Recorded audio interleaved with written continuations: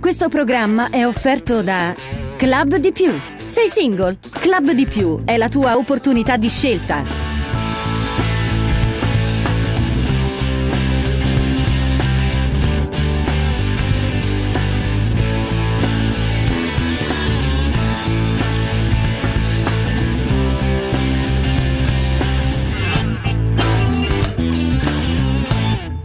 Per il settore agricolo.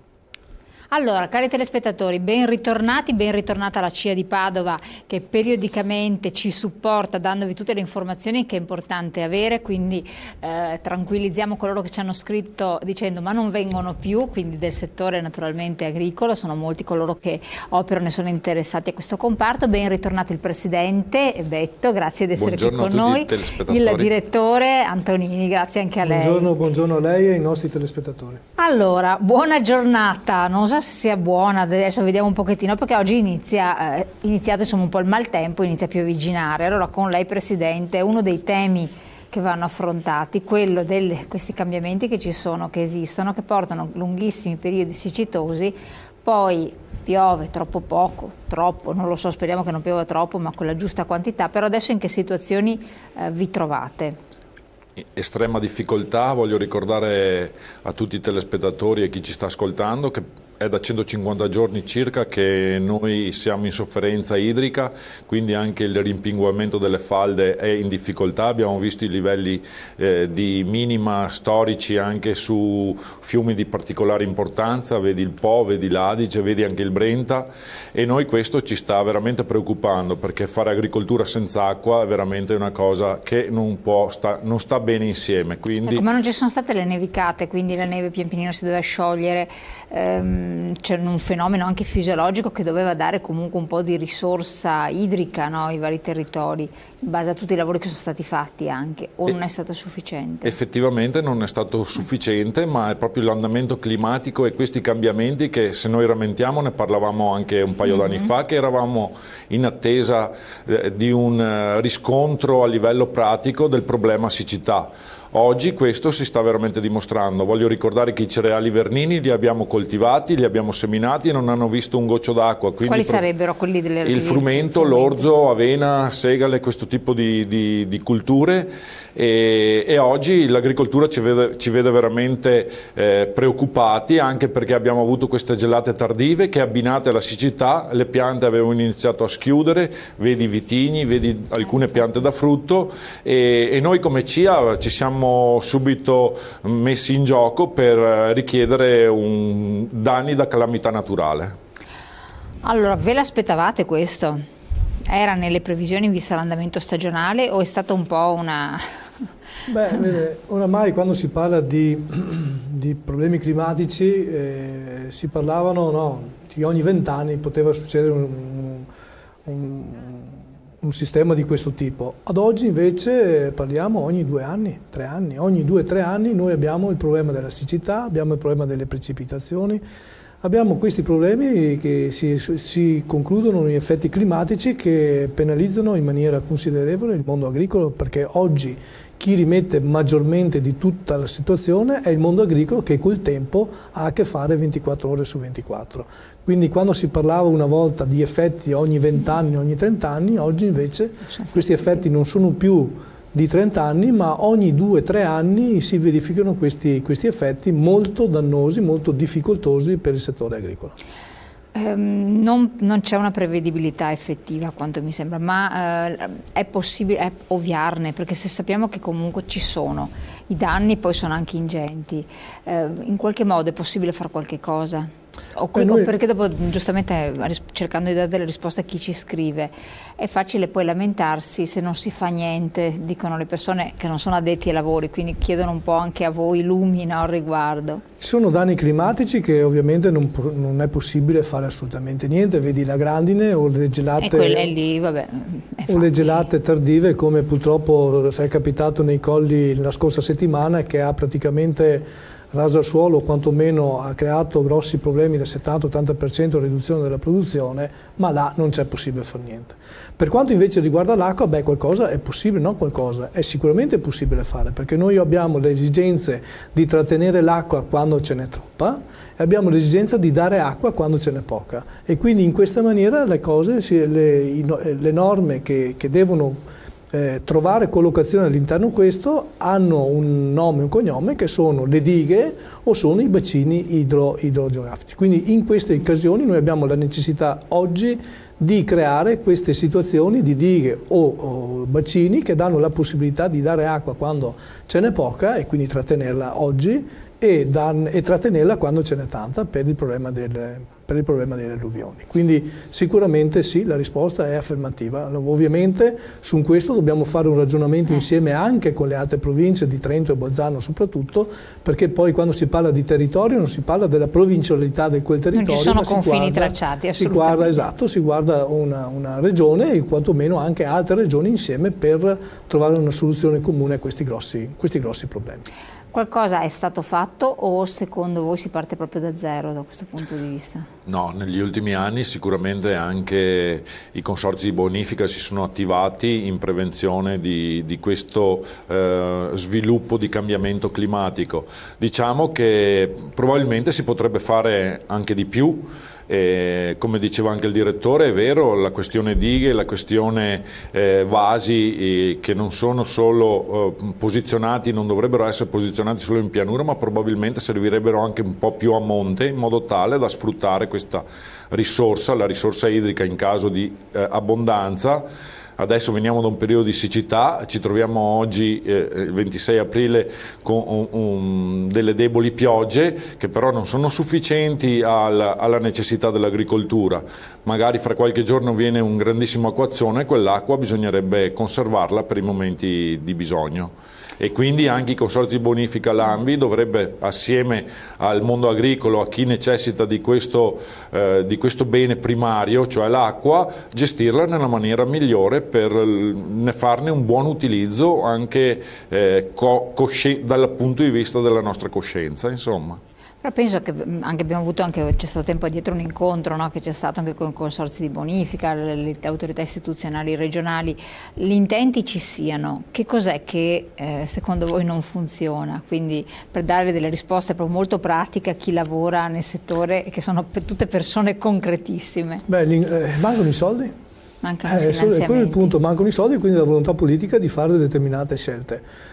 Basti pensare che insomma, nel 2011 c'è una delibera regionale che prevede un progetto che si chiama progetto Democrito, che prevede la costruzione di un tubo sostanzialmente di 2000 millimetri che va da Marostica a Pianezze, che praticamente dà la possibilità di innescare all'interno di questo tubo l'acqua e quindi rimpinguare le falde. Oggi non c'è traccia di questo progetto, cioè se è stato parlato, è stato discusso e questo progetto dà la possibilità di rimpinguare le falde e rimpinguarle con acqua pulita. Non si è fatto niente? No, assolutamente no, perché uno dei problemi che oggi abbiamo è quello anche della qualità dell'acqua. Sì, PFAS, che sicuramente è un grosso problema per quanto riguarda i nostri amici e cittadini del Vicentino e anche del Basso e del Veronese, non solo, è un grosso problema. Loro hanno oggi un'acqua che è inquinata e quindi obbligo da parte di tutti, da parte dei cittadini, ma da parte di tutti, quello di dare acqua pulita. L'acqua pulita oggi ce l'abbiamo, e l'abbiamo soprattutto nell'area nord di Padova, ma noi dobbiamo, se da una parte preleviamo l'acqua, dall'altra parte dobbiamo mettere in moto quei meccanismi, quelle strutture che danno la possibilità di rimpinguare le falde, perché altrimenti ci troveremo sicuramente in sofferenza, sia in sofferenza per quanto riguarda l'uso alimentare dell'acqua e sia in sofferenza anche per quanto riguarda l'uso agricolo che gli agricoltori hanno di bisogno. Avete attivato qualche azione, qualche incontro, qualcosa? Perché ormai non è oggi il primo giorno che si parla di questo, ma è diverso tempo che si sta parlando di questa crisi idrica. Poi sperando che possa, come diceva il direttore, succedere qualcosa, ma altrimenti andiamo avanti e sarà sempre peggio. Poi avremo la primavera inoltrata con tutte le colture che possono... Credo che in agricoltura la buona volontà, nel senso del risparmio idrico e di utilizzare l'acqua secondo coscienza e secondo metodi di risparmio, si stiano applicando e ci sia tutta la volontà quindi di farne un uso molto ponderato di questo bene, perché il bene acqua è un bene comune ed è per un bene di tutti, e quindi utilizzarla bene senza sprechi probabilmente può essere anche la strada giusta, però servono anche scelte politiche determinanti per sostenere un settore primario qual è quello dell'agricoltura, perché l'acqua, voglio ricordare, è il bene della collettività, cioè di tutti, quindi averne rispetto e l'utilizzo consono e ben fatto di questo bene fa bene a tutti. Certo, diventa un bene collettivo. Lei ha accennato al discorso dei PFAS, com'è la situazione? La situazione è difficile perché oggi quelli che ci stanno rimettendo sono i cittadini che si vedono devolvere appunto questo tipo di acqua, che è un'acqua inquinata, e quindi in base a ciò non è possibile. Ha intaccato l'agricoltura?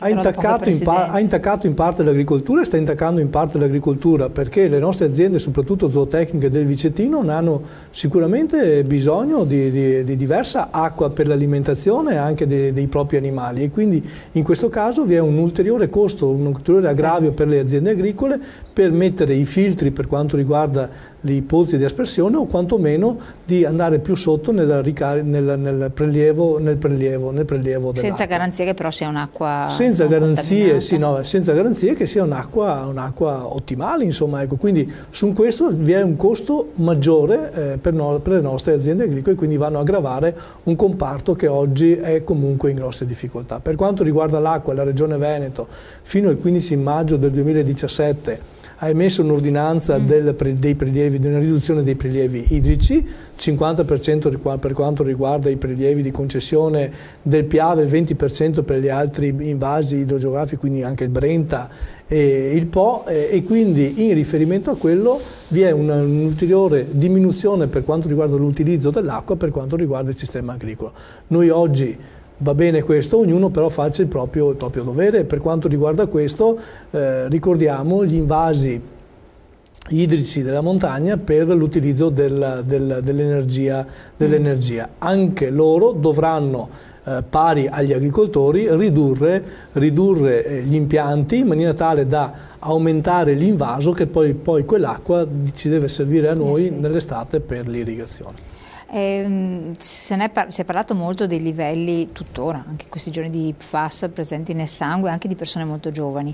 Non altrettanto forse non si è data eco al fatto dei valori invece presenti negli animali.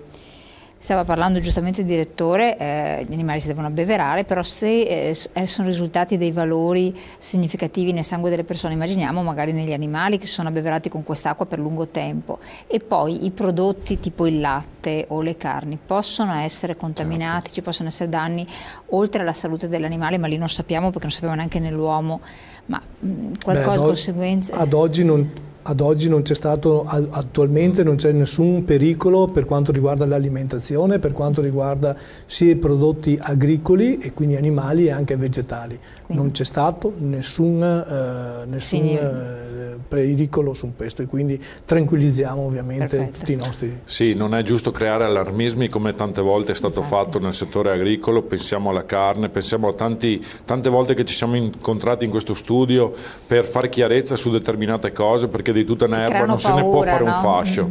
Credo che il PFAS, intanto è giusto dare la determinazione chiara, che è il perfluorato alchilico, è una sostanza chimica che si può trovare e anche, come ha detto il direttore, si può filtrare rare, però la chimica sono quelle microparticelle in cui talvolta ci sono anche difficoltà nel fermarle. Questo problema risale da anni, voglio ricordare che anche il CREA, l'ente nazionale, sta facendo ricerca e studi per tamponare questo problema gravissimo che risale ad anni di malgestione della parte idrica, diciamo, del nostro territorio. Non vogliamo imputare la colpa a nessuno, però vogliamo essere chiari che questo principio attivo chimico che si può trovare nell'acqua può essere dannoso. Piuttosto mi piacerebbe fare una chiarezza, ricordando alle persone che siano mucchi in lattazione, siano bovini in allevamento, consumano dai 100 ai 150 litri di acqua giornaliera e quindi le verdure e la maggior parte delle culture che noi vegetariani, no, io sono un onnivoro vero e proprio, però chi si ciba solo le verdure sono fatte per l'80-85% di acqua, quindi credo, anzi sia indispensabile prestare la massima cura e attenzione a questo problema, ed è giusto che noi cerchiamo di fare la prevenzione dovuta nel rispetto delle future generazioni. Oggi questo problema si è presentato negli ultimi anni, ma è un problema che risale a, però come tante volte si prendono in mano le situazioni quando ormai magari è anche troppo tardi. Infatti, assolutamente. E devo aggiungere qualcosa a questo tema, perché andiamo in pubblicità, poi ne apriamo altri capitoli, ce ne sono diversi. A tra poco, allora pubblicità, brevissimo break.